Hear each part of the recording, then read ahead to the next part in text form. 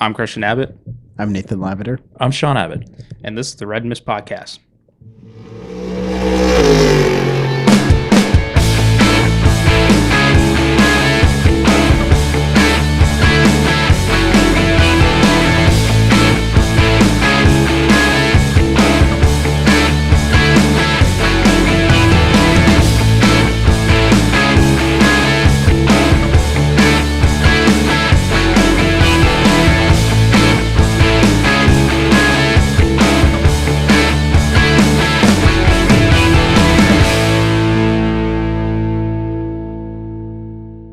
Hello, welcome to the Red Mist Podcast, Season 2, Episode 24. The Garage 56, Team Hendricks, Chevrolet Camaro, that took Le Mans by storm. Baka! And thunder. Fireworks. In America. Yeah. Driven by Jensen Button, Mike Rockenfeller, and your 7-time NASCAR champion, Jimmy Johnson. Boom. Boom. On tonight's episode, we'll talk about Indycar at Road America, the Sanzio Grand Prix, and we'll also talk about Formula One in Montreal, Canada, at the Circuit Gilles Villeneuve. And I need the Lawrence Stroll. Good morning. Oh, good morning. Good morning. It's deeper. Right? Anyways, so that's an inside joke. Anyways, so let's start with IndyCar. Oh, yeah, we'll also look ahead to Watkins Glen this weekend for the 6 hours. And a quick recap of last weekend's rounds 3 and 4, a rather soggy Saturday at Canaan Motorsports Club, and a fall-like October day in June on Sunday. We'll recap all that. So anyways, let's move to Road America, freshly repaved, as some people call it. Americans, what do they call it? Playground for Speed or Temple of Speed? It's Temple of Speed's Indianapolis. Yeah, it's not Temple. Playground, I don't know, whatever they want to call it. Temple But They call it the Sanzio Grand Prix. the Sanzio Grand Prix. Sanzio. Sanzio. Sanzio. Is that like a cheese or something? Yes. No, it's a car insurance company or something. I don't know. Right? I don't know. Oh, no. Sargento was the cheese. Sargento My bad. was cheese. We had the Oh, Sargento. They had the okay, Sargento That's- bridge with the truck. yeah, that's It was right. kind of cool. But Yeah, now- with now the- it's- It was always my great favorite part. marketing. Yeah. It was. But the track was resurfaced, so that was quick. Yeah. Super fast. Super fast. Somebody cared Well, a- if you notice in practice, I think they took down, nearly 4 seconds off of the previous year. That is which, correct. I mean, Yeah. holy smokes. It's 4 to 5 seconds. And then I don't know if they did, but the rumor was in qualifying on the Reds, they were going to be flat through the carousel. Oh, Really? That I don't know Wow. if they did actually do Were they that or flat not, through the but- kink? Yeah. That's well, I'm sure they were. I was going to say they always are. That's usually That's super sketchy. I think that's too. usually been flat with the Reds at least. The Blacks probably Yeah. or the primaries, whatever. Now, this weekend, so with all this, you figure, this will be a fun weekend, Shouldn't be too many problems. Too many problems. I guess maybe because there was no NASCAR this weekend. Oh, my God. I know where you're going with this. Maybe IndyCar thought they should step in and, No, I think Will Power remembered who he was. yeah. No, I think Who Scott he Dixon was is. trying to do. Yeah. Yeah, Scott Dixon was trying to turn right Well, or left. I that don't was know. that was in FP2, right? Free practice 2. Yep. Yep. So with the return of the bird, the double Double bird, by Will Yeah. Power. I saw that live. in Always New a Hampshire. fantastic moment when Will unleashed double barrels somebody. That was, and he directed it at Scott Dixon. Now, Yeah, the goat. odd move by Dixon. I get why Power is angry. It was kind of an odd, just at random move. Destroyed his car. I know. Yeah. But I think Will was seeing some red mist from a slightly previous incident that happened moments earlier Yeah. with a Frenchman, not Sebastian Bourdais, but Romain Grosjean, who's actually Swiss. The But Phoenix. yeah, the Phoenix. So the Phoenix, yeah, it's funny. The Phoenix, the bird, and Will Power's the bird. Yeah. So,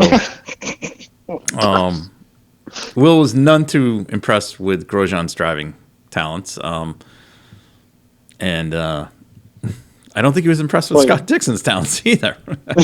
No, well, he made it verbally clear, and kind of gave him a shove, but it was like, I mean, you look at it, and what really surprised me at first was it's Scott Dixon and Will Power, two drivers I'd least expect to, be kind of, bashing heads or whatever. But right, especially during a practice too.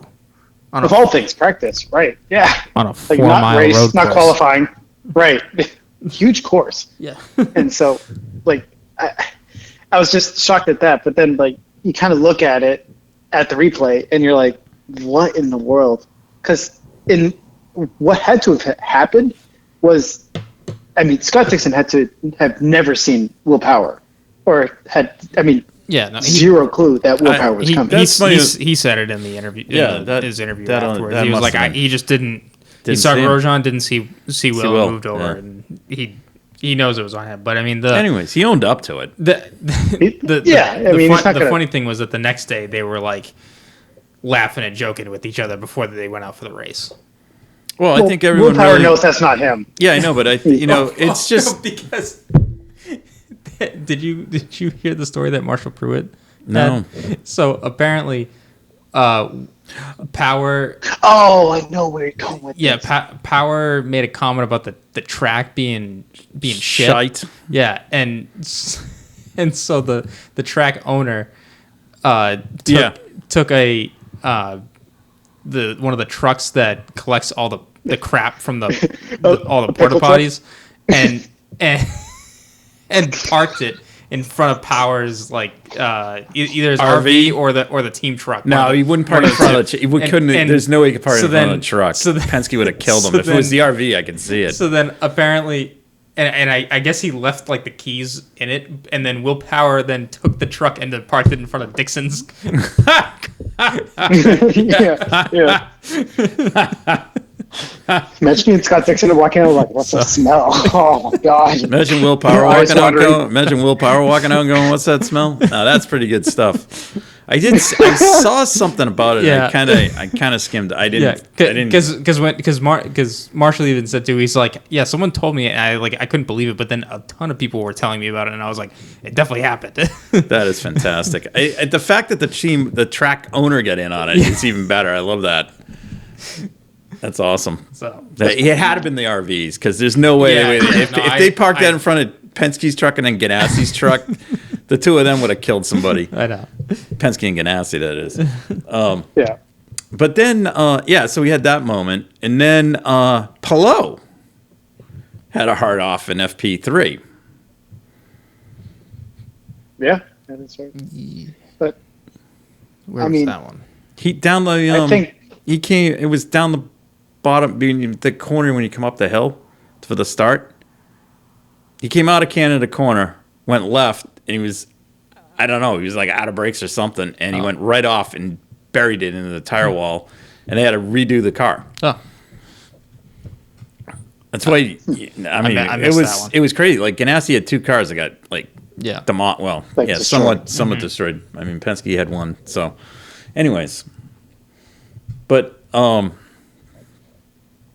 qualifying, I mean, hard to put it on pole. Mm-hmm. It's Rossi, does he just get hosed by his teammates? Is that it? I don't know. There's got to be something else, because it's consistent. Because he gets in the when he's on a fast lap, Rosenquist or Ward gets in his way. Oh, I didn't. Even, that's what I missed it. It just he was second fastest all weekend, and then in qualifying he's seventh or whatever. But it's just, oh man, I don't know. Did they get in his way? I didn't watch qualifying. I didn't hear about this. Okay, I don't know. It just seems like, and then in the race, Rosenquist is dicking around with him. I mean, this is the one thing about IndyCar that I like is that yes, your teammates, but they like no one really. I know, but there's a point about no a point about racing somebody hard and racing someone and being dickish about it. Well, hang on. I don't think they're being kind of pump let's pump the brakes a little bit here, because you saw it happen at the streets of Detroit where Felix Rosenqvist and Alexander Rossi were being, I mean, over the edge. They're one leg in and like about to fall off the cliff, close to the edge. Like it was really like it could have really spilled over pretty bad. But well, and then they were I don't think they have team orders. I think it's just go have fun. Because then they were that better driver have at it. Rossi and Rosenqvist were also battling at the Indy GP. Yep. On the road course there. That's right. So. I mean, anyways. Look. I mean, I think it's bound to happen. Just so happens it's been more frequent than not. Yeah, I mean, Rosenqvist and Award are definitely two quicker teammates than I think what he's had in the past. Outside of Herta. Yeah, outside of Herta. But I mean, it's not. I'm not saying that like Colton was the reason Rossi left. Right. I think no. I think Rossi's move from Andretti to McLaren was a direction the right step, but he'd been at Andretti 5 or 6 years. I mean, it's time to move. Yeah. You know, that's all fine. It's not like you get up after 1 year and decide to go somewhere. You know. Yeah. I mean, I know this year is definitely more of a learning year. Well, it's a new engine, new team trying to get through it all. But I would think if Award's showing the pace that he is, that I would like to imagine that Rossi could get a win by the end of the season to kind of curtail that. If he doesn't get a win this year, then fine. But I mean, if he doesn't get a win next year, that's a concern. Probably more the concern. Yeah. I would say. Yeah. But I mean, I know it is also IndyCar, and the field is much closer too. So right. Well, closer and stronger. Right. Because I mean, it's and plus there's 27 cars full time. So you have a huge field. So if you're like on the back mark in 20th, I mean, your days like trying to get 14th is like, it's still a tall order. Well, I mean, if you pass Devlin Dave Francesco or whoever that is. I think who else? I think, Dixon proved it pretty good that you can do it. He can do it. I mean, if you're going to put anyone like who can do that, it's him, Will Power. I'd say Alexander Rossi, right, and Colton Herta in the right situation. But it's I would those four names immediately come up to mind. Mm-hmm. Gotcha. All right, let's move on to race day. Yeah. I mean, was Lee Diffie sick? I think his voice was. Sounded like it. He put out a tweet. His voice is kind of shot. Yeah. I mean, did Indy, Detroit, then they went to Le Mans, and they were there for. Oh, yeah, he was commentating for 3 days there. So, and then. Oh my gosh. Three set. Thursday, Wednesday, Thursday. No, yeah, they do Eurosport.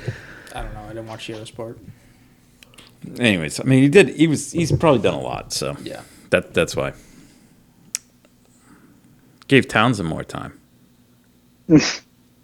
Well, him and James Hinchcliffe, they're becoming a good duo in the booth. All right. So your thoughts on the race? Where do I begin? I mean, it was just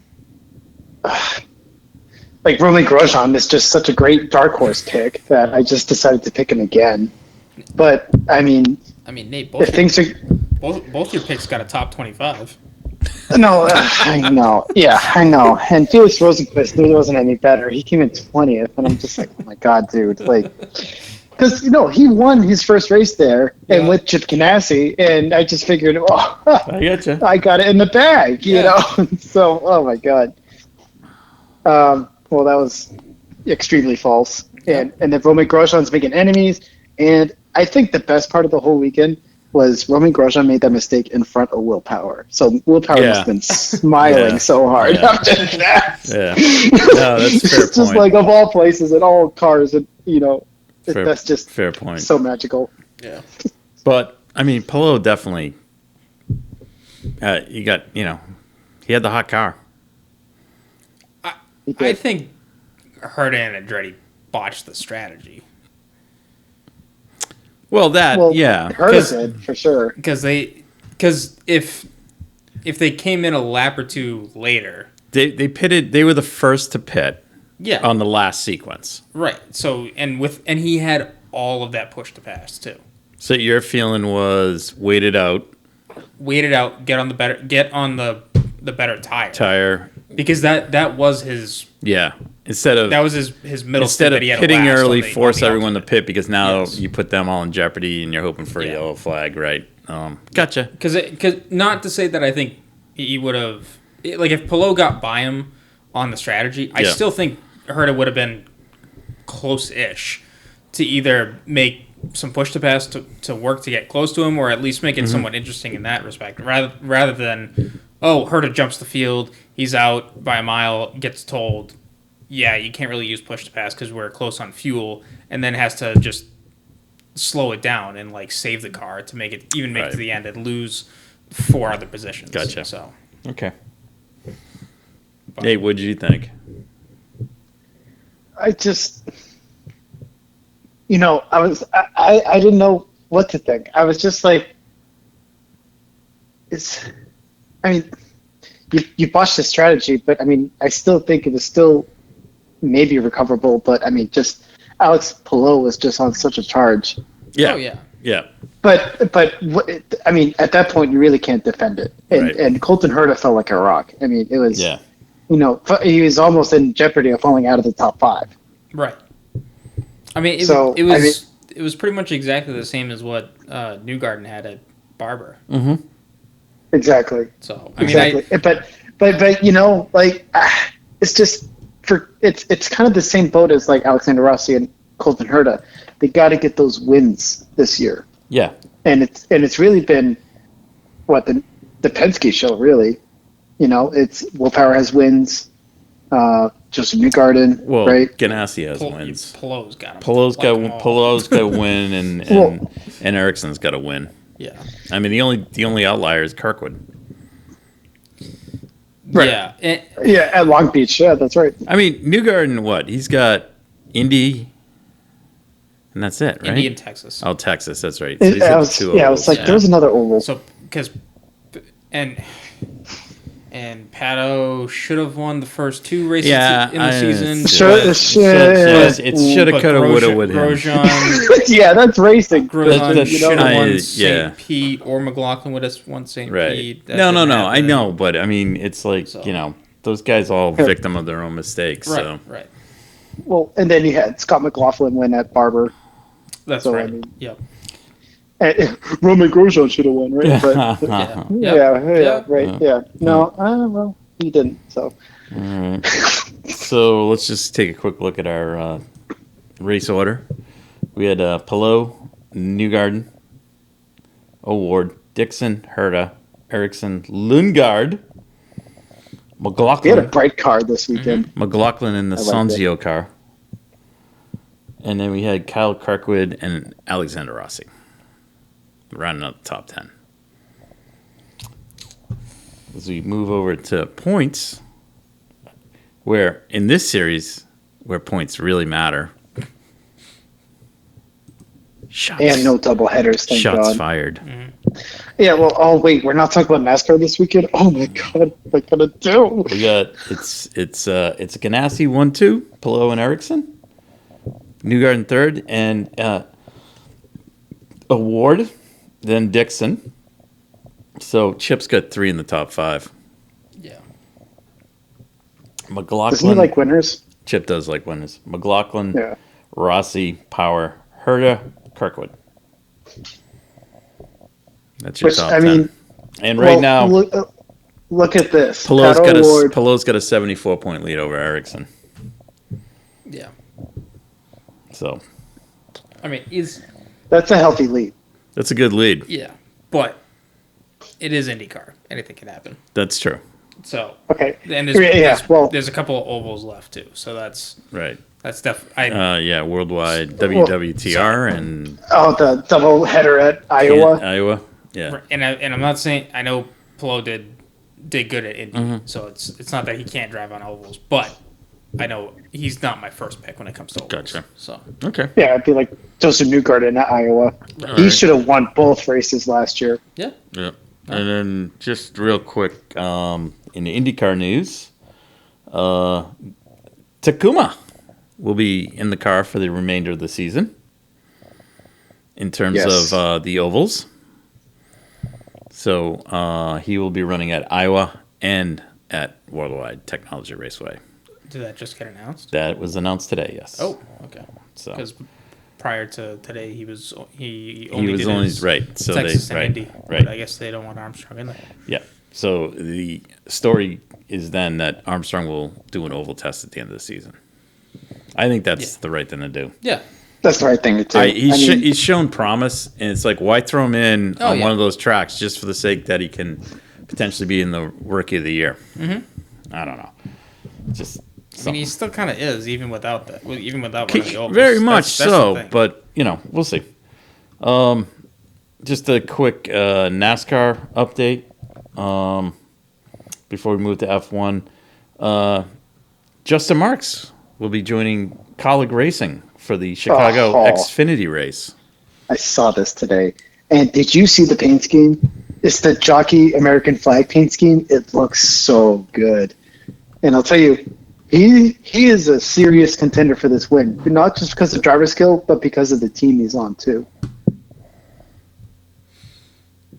Should be good.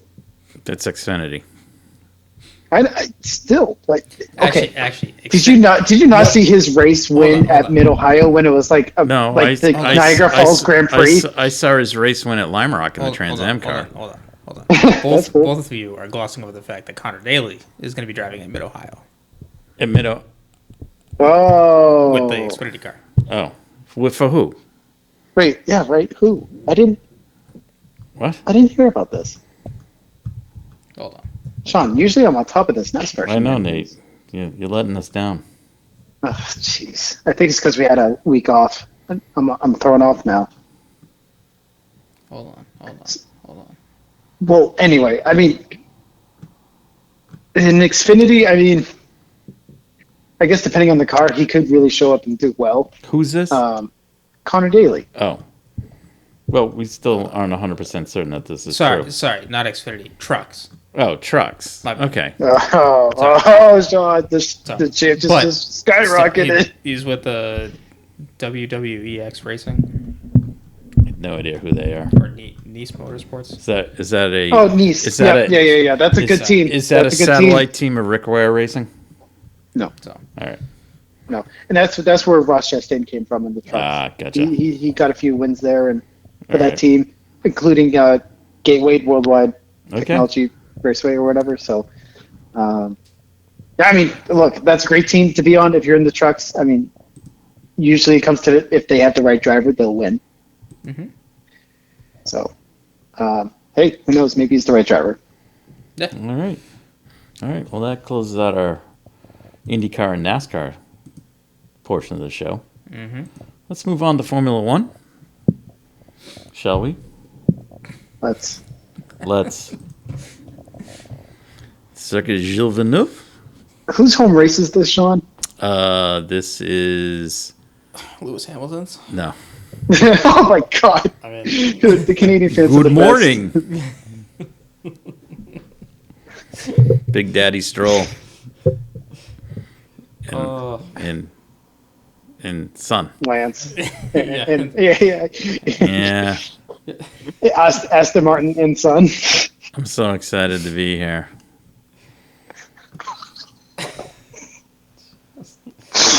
Oh my God, these interviews are just, they're pinnacle. They're just painful. It's so cringe. I have to, every time I watch it, I'm just like, wow, I could really give a good F1 interview. Christian and I saw the interview with Lance on the grid with Martin, and we were kind of making fun of it as we kind of rode along this week on the way back from the track. And then that's a field day, though. I know, but then, we were at the track because this was before the race because that race didn't start. So then they no. So then it was also a nice grid because there wasn't a lot of hanger-ons on the grid. No, Which was nice. It looked normal. Calm. Yeah, yes. Anyways, so Martin's grabbing drivers left and right. So he's up, sort of. He got a good spot where he could grab people. So I forget who he grabbed, and then all of a sudden Max appears, and he goes, "Max," and Max is like, "Oh," and so Max stops and he's talking with him. And it was like, this guy's about ready to go start from the pole. He had more enthusiasm than Stroll. It was just night and day. And I'm just like, I'd rather listen to Kimi than Lance. I mean, it's just. Yeah. Well, Kimi, I mean, he did it his way. I know, but I don't know if Lance is trying to build a personality or character or what, but he's just like it's blah. Anyways, it is blah. It was blah. Now, practice and qualifying. Well, first practice. Yeah. All 6 laps of it. What do you mean? The first practice was on Tuesday. It was on Saturday for 90 minutes. All right, washout. Rainy Saturday. Closed caption cable TV issues. I still whatever. I don't even know what that was all about. That was just weak. And then FP2, hooray, Mercedes was on top. Right, because everyone's on different. Right. different I was like, wow. It's practice. Whatever. It's practice. I know it's good to win practice once in a while, but I know. But Nicholas Latifi has before. But that's true. But come Saturday though, order was restored. Yeah, I mean, who else? Although I will say it was a good. The rain did. It was just qualifying. So. Yeah, I mean I mean, it wasn't like it wasn't. I don't think it was showing up on race day, unless I mean, when I was watching the race, I was thinking, okay, could the clouds really start forming up? Maybe a late race rain like in Monaco, but I just. I was really hoping for rain, only because I just wanted to see a rain race at Montreal. Yeah, it scrambles the field. It causes. Well, that's a good track to have a rain race. Yes. Mm-hmm. So I mean, 100% agree. Look, if it happened, I would have been all jumping up and down. But right. I mean, Williams and Haas pulled some good strategies and had some luck fall their way, so it was good to see them. For 3 of the cars. 3. Right. 2. Well, the 2 houses. Logan Sargent. Yes. Yeah. Oh, yeah. Oh, jeez. Yeah. I'm like. That's a hot mess. But I'm like, he just said 2. I'm like, oh my god, where's he going with that? Yeah, Logan Sargent still qualified last. Yeah. Right. And well, I mean, and then at that point you're like, well, Alex Albon. Wow. Like he had the fastest lap in Q2, which, whoa! And I'll tell you that car is for straight line speed. It always has been. It always has been, and I'm just reiterating that because it's at this track, it's we would eventually see the DRS train in which it was, but. I think that's like on the track calendar, the F1 calendar. I think Williams had this track circled. I really do, because it sounded like they put all their eggs in one basket, which was this race, and it ended up paying off. Nate, I know I'm fast forwarding. Okay, all right. I'm sorry. Nate, they put all their eggs in the basket for a street race. This is not the race they would be doing it for. The race that they always come out naturally quick at is Monza. Yeah. Yeah. That's why DeVries was like. That's why DeVries scored points last year, and the question afterwards was, if he does more races, it potentially hurts his market value. Which, not to say that I don't think AlphaTauri has a better car, but I think the race that he subbed in for last year was probably the best scenario for going into a worst case I don't think you're you're going to bring an upgrade. You're not putting Canada on the map. But yeah, Canada's... I mean, they're trying to build an upgrade that the car will be compliant on all tracks. Well, actually, the bit... Most tracks, right? I think... Because it came out that James Vowell said, like, that Williams... their technology is, like, 20 years behind. So I was like, that's... Like they're just kind of stuck in some old tradition. Well, I shouldn't say traditions, but just some old ways of how they do stuff. And it's like you need to get with the times, which probably explains why they're so far back. But then again, I mean, you can say that to some degree, but like in 2014 to 2016, the car was quick. It was the second quickest car. Mm-hmm. That's right. With Felipe Massa, Valtteri Bottas. Yep, and then I know Stroll for a bit, but well, one podium. Yeah, and then but then they also, and if you're gonna include the past 20 years, like the past 20 years also includes BMW. No, that's Sauber. Well, yeah, Sauber, but that no, yeah, wasn't that Williams? No, that wasn't Williams. Sorry, I'm gonna backtrack. But my second point is Pastor Maldonado in 2012 at Spain, because you can't say the car is the whole place has been that bad for that, and you still come out with a win. So some things never change. Ferrari has an issue. Williams did run a BMW engine. So yeah, and with JPM, yeah, you can't say that they're just like terrible in all that aspect. I mean, the past 5 years, yes, like they've definitely taken a step back. They haven't done really anything. So 20 years, I don't know. But then again, I'm saying this from an outsider's perspective. I don't know what their technology is like. I mean, they're definitely doing better than probably some other new teams that may come to the grid. But then again, it could be a facility issue if they're not investing in their own base.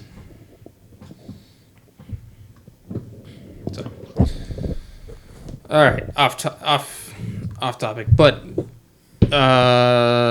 where are we? Albon. Well, we were talking about Ferrari being in the car with Carlos. Which, I mean, yeah, and then he goes and out qualifies Leclerc in Q3. Charles. I know he made a mistake, but still he made up for it. Yeah. All right. Was there any surprises to you in qualifying? I mean, it was the weather definitely aided it. Well, Nico Hülkenberg. Yeah, I was going to say Hülkenberg and probably the fact that both McLarens were in there. Yeah. Oh, that's right. Did anyone see the incident where Hülkenberg ran afoul of the red flag? Or is it just that he didn't let off? It was when it must have just been when the red flag was called. So it was after he set the lap. He didn't slow down enough. Oh, okay. That's how I interpreted it. All right. Okay. From what I've read. So it was an infringement of the red flag rule. So then he was given a makes sense. Because it wasn't like the lap was deleted. It was a post sense. A post issue. So that does make sense. I say Sainz out qualified Leclerc, but then he got his grid penalty. So didn't that drop? No, because Leclerc was out in Q2.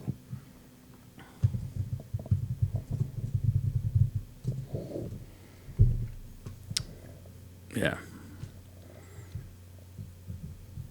Then, yeah. So, I guess those, the weather helped those guys. I mean, obviously, the poor qualifying by Leclerc is. Well, actually, I shouldn't say that poor qualifying by Leclerc. Poor qualifying by Perez. That's probably more shocking. Yeah, we're not even getting to. That's getting to be. It's getting worse. It's getting worse. I mean, I'll be honest with you. This is kind of like Stroll at Aston Martin. They're starting to. The only thing that's saving Red Bull in terms of the manufacturers championship is that they've had a strong start to the season. Yeah, if Perez's form continues where he's scoring at the low end of the points, and Max is scoring the high end, and teams are putting 2 cars in the points, it'll make it a lot closer than what it should have been. By teams, you mean Mercedes, because that's really the only team that can do it right now. Yeah, because Aston's like right now, like Red Bull, it's a one man show. Right. Yeah, okay, but I think the ultimate goal for Red Bull is Sergio Perez has to finish second in the championship. If he doesn't finish second, I think that's where you start to really start to question. No, hang on. So that's where you start to really think about, okay, if Sergio Perez can't finish second in the championship, I think that's the final nail in the coffin. Oh, no, Nate, we all agree with that. It's just if he continues this downward trend of not performing, why are you going to bring him back? Not going to be good news. Well, that's just it. I mean, I think he's past his prime. If you ask me, I really think he is. And what do I know? But at the same time, you're starting to see it's consistently not doing well. If he continues this sort of non-event type thing, you can't in the Red Bull and you're scoring 6th, 7th, 8th place points. That's not going to cut it. No, I don't think he didn't even score points. I don't think it's necessarily that Checo's past his prime. I think this is just who he's been. I mean, it doesn't. What do you mean? I mean, look. If you look at Pierre Gasly, who was in this car, he just was not up to pace. It is the second car. Don't get me wrong. It's not like you can really compare the first car to the second car. Nate, he's got enough talent that he should be. Yeah. He should be second, third, or fourth. All right, or winning a race. He should never ever be outside the top 6. And what's killing him is this poor ass qualifying. Yeah. That's going to be the downfall. Mm-hmm. And if this continues, he's going to be gone at the end of the season. Mm-hmm. They'll get him. He got his first pole, last year? Something like that. Nate, I'm not worrying about poles. What I'm worrying about is you should be in Q3 all the time in that car. Yeah. Okay. Like you can't be going off on the track. Anything outside the top 6 is worrying. Yeah. So. But I'd even also add this: Montreal, Circuit Gilles Villeneuve, is not Sergio Perez's best track. No. So, but I'll tell you what. That's not really. I think. But he hasn't. Okay. Nate, but he's never done well there. But the last couple of races, he hasn't done well. Yeah. No, I know, but I think the worst has come. Now that I think about it, the worst was at Monaco. Hang on. All right. It was, but I mean, you kind of looking at his races there, he's either crashed or retired. Okay, at least this time he finished. Yeah. But at the same time, it's like, well, where'd you finish? We'll see. So if it gets worse after this, I think he's going to lose a ride. He's going to lose that ride. Because the worst has to have been this weekend. No. If it gets worse, I think he's out of a ride. Yeah. I think the other one, I hate to say this. Who would get the call? It'd either be Daniel Ricciardo or Yuki. It'll be Danny Rick. No, because I want to go somewhere with Yuki and De Vries in a second. Okay. I would say it would be Danny Rick. Yeah. Yeah. I think so too. Now, on race day, we had cooler temperatures, nicer weather. Typical day in Canada. Typical October day in June in Canada. Honestly, start was a scramble. Yeah. Which it always is there. Lewis made a nice great start. Mm-hmm. Got Fred. Well, because Fred was on the dirty side of the track. Yeah, he was. Yeah. Got Fred, and he held him for 16 laps, and then Fred put a move on him, and away Fred went. Meantime, Max was not blasting away. No. And as he said at the end of the race, it was a tough race in terms of tire choice and stuff like that. So that he pulled away enough where it was for him, it was comfortable, but it wasn't like lights out, 25 seconds down the road. But that's gonna happen. I mean, again, for people saying like, oh, it's a dominant Red Bull car, I'm like, it is not dominant as what some other races were in the past. Like it's not like Schumacher and I will say it's Vettel more and a Lewis. dominant driver. Yes, but he's not walking away at like 20, 30, 40-second victories. Because that's what some of these races were. Well, the last couple he did. Yeah, but this one wasn't. I don't. And the Red Bull's not.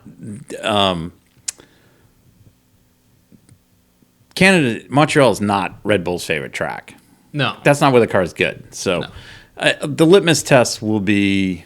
Well, we got what? Zandvoort next. Austria. Is it Austria next or Zandvoort? I believe it's Austria. It's Austria. I think it's Austria. If it's Austria, they're gonna walk away with it. It's Austria, then Great Britain, then Hungary. When's Zandvoort? At summer break time. You sure about that? Yes, because it's Zandvoort, Italy, Spa. Okay. Okay. You looking at the calendar? Well, think about this, Shaun. Austria is up next. Then Silverstone, Hungary, and then you got Austria and Silverstone back to back, week off. Then you got Hungary and Spa back to back. When's the summer break? Summer break is after Spa. You come back to Zandvoort because wasn't the summer break between Hungary and Spa? Yes, but then they shifted the calendar because this year was supposed to be 24 years. China. Or 24 races. Yeah. Gotcha. And then you have Zandvoort and Monza when you come back from the summer break. All right, good. Thank you. So. All right. Austria is that'll be a Red Bull whitewash. Yeah. At least with Max. So hopefully that'll be good. During the race, overall, the race was the race. It wasn't. It was a very standard race. Yeah, it was. There was a lot of midfield battles with they had the DRS chain. Williams pulled a good strategy, but Albon put on a great defense. Lando put on a great driving show. Yeah. With his overtakes. Yeah. And Fred his crappy penalty. Fred put on a good driving show, and then Fred pulled on a master of how to protect your car. Did at the line of the race, though. Yeah. Leave me alone. I'll Christian. take care of this. Yeah. Christian, I got a question for you. Mm-hmm. Is Lando Norris unsportsmanlike? What? Yeah, his penalty. Oh. Is this when they're talking about the wing? If that's how you want to define the rule, then, it is. I'm calling BS on it, only just because it's like, oh my God, let them race. And then he's putting all these overtakes too, where he's like, what is he, 8th? And then he got relegated back to 13th. This is the one thing with that rule. It's from a driver perspective, you are under yellow, so you can claim like, oh well, I'm trying to go at a slower, like I'm trying to be at a slow, safe speed. But you're trying to gain. You're trying to not disadvantage yourself when going into pit lane when you're double stacking. I completely get why he's doing it, but if you are slowing down and that is causing everyone else behind you to slow down as well, then you're impeding everyone else's races especially during a VSC or a safety car where everyone is supposed to be going at the same speed and no one is supposed to be losing or gaining any time unless you pit, where then you can pass by if you remain on track. I get that. It's with all the new rules of now you can track everyone's minimum speed and whatnot during these things, it's you can't really get away with any of this stuff anymore. If it was me and no one was tracking me on my speed or whatever, I would be doing that too. That's how you make your pit stop fast. Like Lando knew he was in a compromised position, so he had to do something like that to not be passed or drop any more positions. So I mean, smart on him, but it is also kind of dumb to some extent because he didn't sell it good enough. So yeah. I don't know. Unsportsmanlike. Every driver is unsportsmanlike. I don't think willpower, for example. Right. I mean, everyone's if you're gonna win, you gotta have an edge. So and having an edge means you can't be nice all the time. Well, and that's just sports. it. I'm not out just to let you go. It's just everyone's out to try to get the best result they can. I mean, ideally win, but I mean, if Williams can finish 7th instead of 20th, or both, so I don't know.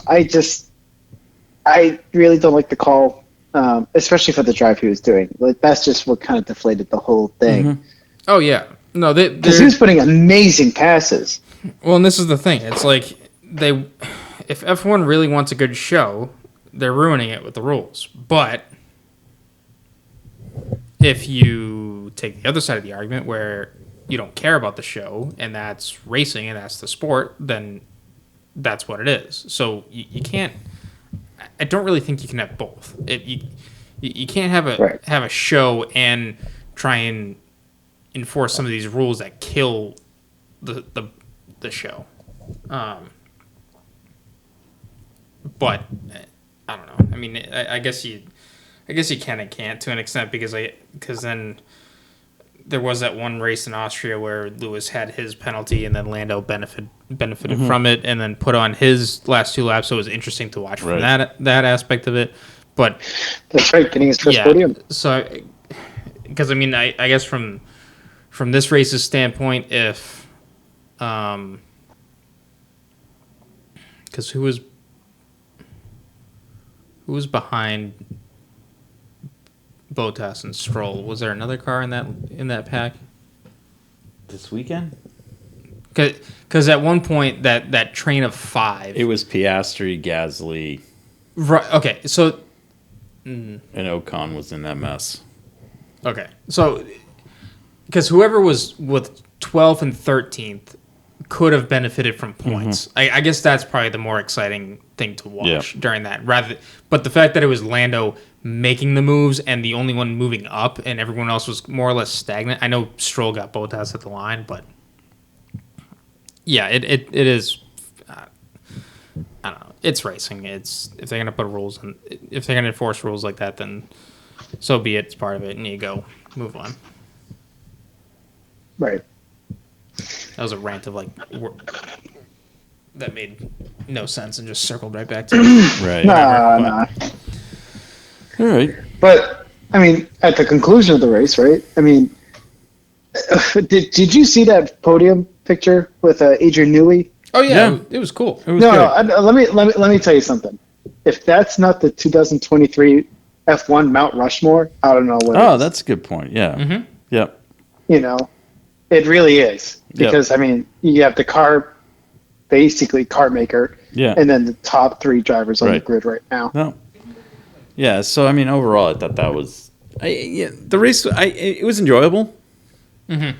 So I'm not gonna, it's always a good race at Circuit. Yeah, I mean, so we had Max, we had Fred, Lewis, Leclerc. Leclerc fought back. Good to see. Sainz, Sergio, Albon, Ocon, and Stroll, and Bottas. So, on the points side, Max walking away at this point. Yeah. I can't see. Fred 9 behind Checo. Yeah. Okay. Lewis 15 behind Fred, with a substantial gap to Carlos Sainz, who's in a dogfight with George Russell. Speaking of which, Latte Boy, speaking of that, did you see him crash? Yes. Mm-hmm. I did. Yes. I saw one comment where it was George Russell, the supposed next best thing, crashes after chasing a 38 and 41-year-old. Yeah. Makes you think. This is also the driver who earlier in the week stated that there were 3 drivers on the grid currently that have a spatial awareness problem.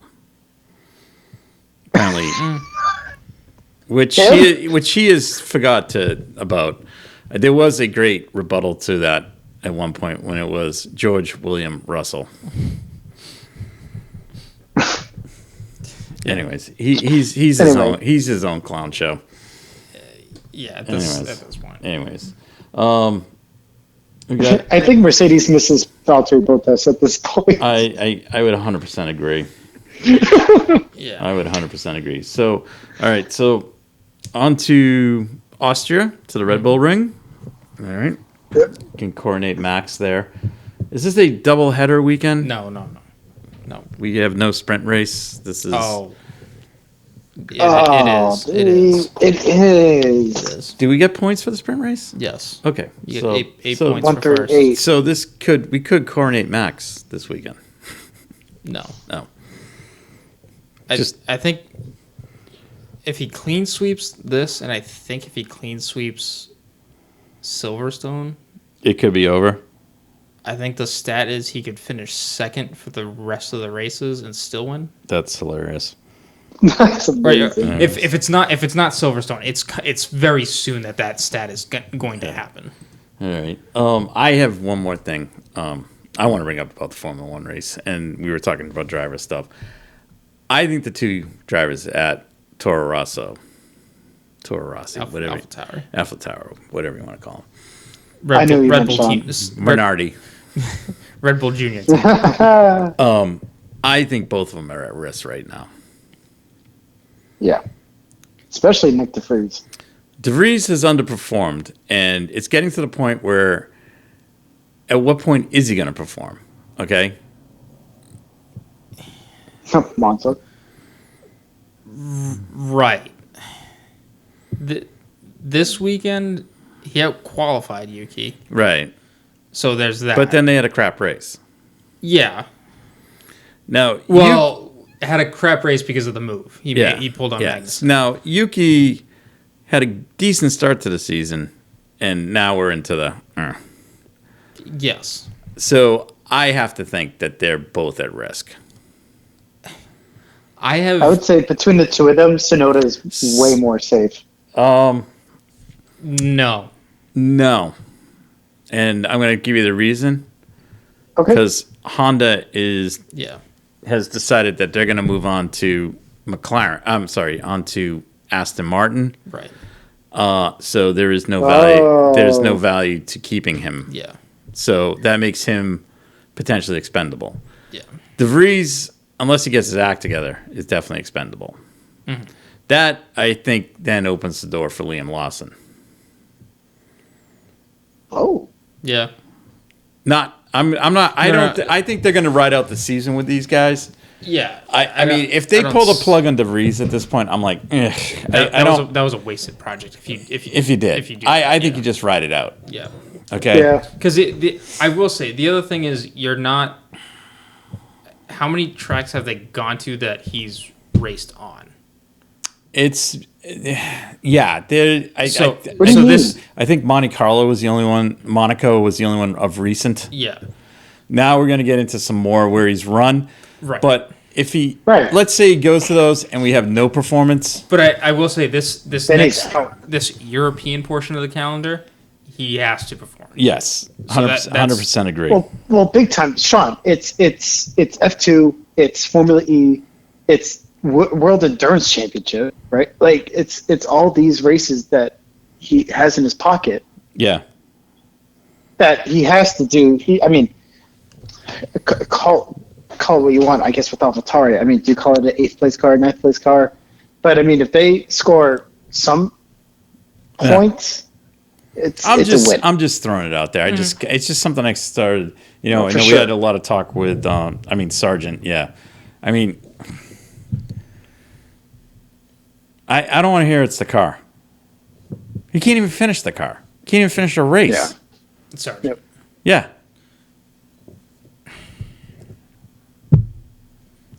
I still contend that the jump between F2 and F1 is.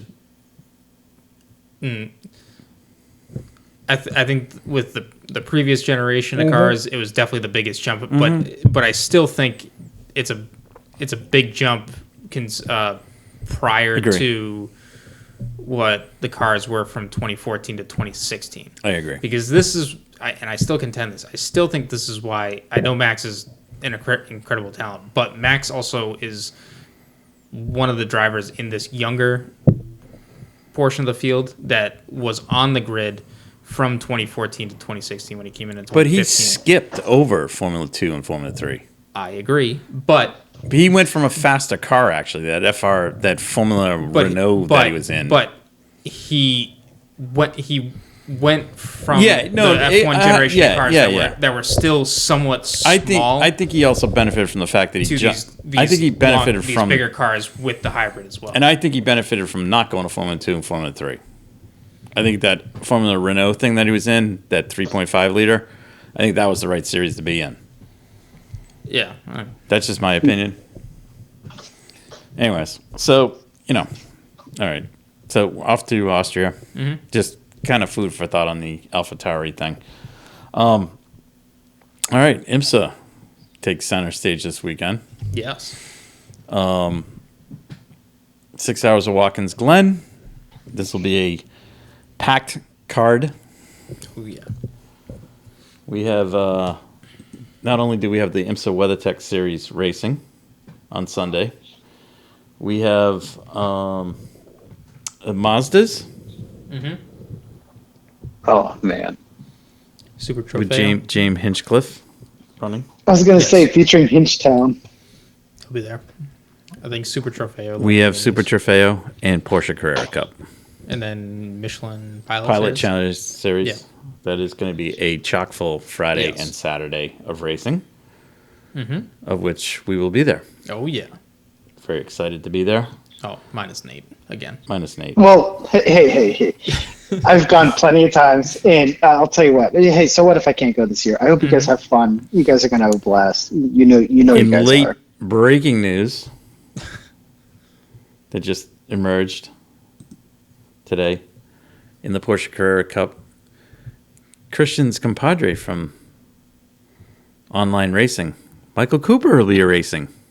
Oh, nice. Is the guest driver in the Porsche Carrera Cup. Very cool. Gonna stop in and say hi? Probably not. Hi, Michael. I'm Christian. Hi, Christian. I used to beat your ass. What was that series you were in? It's just a Tuesday. Tuesday pickup league with some Michigan folks. Shaun there. I like that. Hey, that's a happy dad right there. And speaking of which, happy Father's Day, Shaun. Thank you, Nate. I mean, it's also iRacing. You can run into anyone on anyone. Oh, you mean like from a driver perspective? Yeah. I mean, I think everyone that's been on iRacing has probably run into Dale Jr., a big name driver at some point. Junebug. The last person I raced with on iRacing, I beat Oliver Askew at Las Vegas in the Indycar. That's right. I know. But, Nate, I gotta send you some. Oh, yes. I look forward to that. Or you can go to Sports Car 365 and find it. All right. All right. You want to talk about our weekend with the Red Mist karting program at Canaan? Yeah. Motorsports Club? Very quickly. Overall, I thought we were very well prepared for the whole weekend as it was going through. I think weather just kind of threw a wrench into it because Saturday. Yeah, especially Saturday. Because doing 2 carts and the amount of time it takes to make changes, I think I took a gamble on race gear for World Formula, went the wrong direction and screwed me in the rain to some degree, so finished 5th there. And then in Saturday's race for World Formula, it was dry, but Sunday, sorry. I think I outthought myself and went too low on the gearing. So because in the first practice was quick, pretty much was ahead of everyone and pulling away. Yeah, well, except for Ryan. Yeah. Well, you were quick, but you didn't have fast time because you weren't in the draft. Right. I think the draft was a bigger influence than we realized. Yeah, it is, and especially with the way that the wind was blowing. But you can pull away, and because everyone's playing. Yeah, if everyone's playing around. Yes. But then qualifying for Sunday's race, Will Juba got it by like 0.4 of a second. Yeah. Which he admits he got through draft. Yeah. Which was fine. Yeah. But then from second to 8th, we were covered by 1/10 of a second. Yeah. So it was really close. Very competitive. So I ended up starting in 7th, and I got up to 5th in the end. Yeah. So, I mean, it was... I ended up getting... who was it?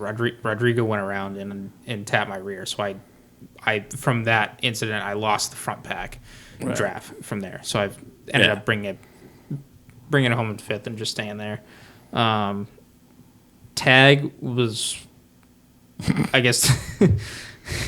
Saturday. Let's talk Saturday. Yes, Saturday. Well, if you ever wanted to do Monaco style racing, but not at Monaco, that's what we did Saturday because we did qualifying. I put it on the pole and then came around to race time on Saturday, and they decided to cancel the race because it was too wet. Which oh my God. was a little frustrating because like 10-20 minutes later it was drier or sorry, I shouldn't say drier. I thought it was in better condition than the World Formula race that I was out there in at the time, because although there was 1 or 2 laps where like it really I noticed it really coming down, I didn't think it was that bad to like cut the race short either. Yeah. I didn't realize we were like a couple laps. We were like, I don't know, 3 or 5 laps short of what we were supposed to be running. Yeah. Because I saw the checkered flag being thrown, and I was like, oh, that's weird. Yeah. I don't remember seeing a white flag, and then I guess and they just threw the checkered. Sunday with the tag. But yeah, and then Sunday qualified 3rd. Alex was 2nd, and then Wyatt was 1st, and it was really Wyatt being up there was definitely probably shocked Alex and I, but I mean, good for him. He got pole. Beat Alex by 0.005 of a second, and I was another 0.02 of a second behind Alex. So again, tight. And then the race got to the race, and I had a poor start off the line, bogged down a bit. I think I dropped down to 5th at one point, but 2 corners later, I was still able to hold on to 4th. And then another lap or 2 later, was able to get back up into 2nd. And then for the second half of the race, I was pretty much on Alex's bumper the entire time. But Alex had more speed coming out of the slower hairpin back onto the big track, and then I just had I had some speed on the top end, and probably from some of the draft too, where I was able to make up that lost time. But the amount he was gaining on me, and then the amount I was collecting back on him, it pretty much netted out to zero every single lap. So it was I really didn't even have that great of a shot to get him at the line, but I ended up finishing 2/10 off of him in the end. So I mean, pretty much right there on his bumper. But I mean, between Alex and I, we can never get away from each other. So it's yeah, you two always are on top of each other. Yeah, even in indoor karting, it was always that way. Yeah. So I mean, I'm not. I didn't win, and I didn't really get a chance to make a move or a pass. But to me, that's also that kind of racing right there is great too, because I know any mistake that any mistake that I make screws my shot at a win, and I know any mistake that Alex makes, I'm going to capitalize on him, and that's hard to push each other to that level, to not to be that good on during out the whole race. So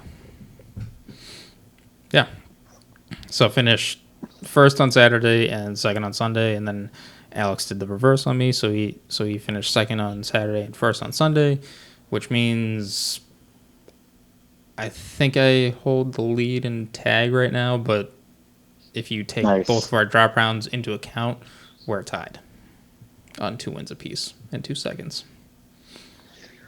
So halfway through the season, we'll see how it goes. Kartmania is up next, which is definitely probably the highlight of the the season. So that should be a good draft fest race, and hopefully as we're on the full road course that weekend. Yeah, full road course that weekend. So hopefully that should be a good. Well, good I should say weekend, but race day is on the full road course. Yeah. We got practice Saturday. And race on Sunday. On Sunday.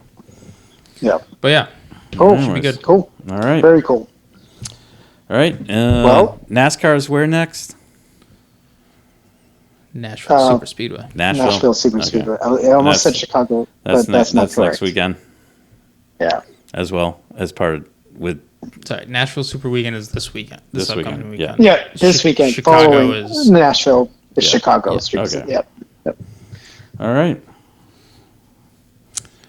Well, on that note, good night. Thank you guys for listening to the Red Mist Podcast, hosted by Christian Abbott, Shaun Abbott, and Nathan Lavin. It's produced by Christian Abbott, and music is by Alex Wart and Harrison Tate.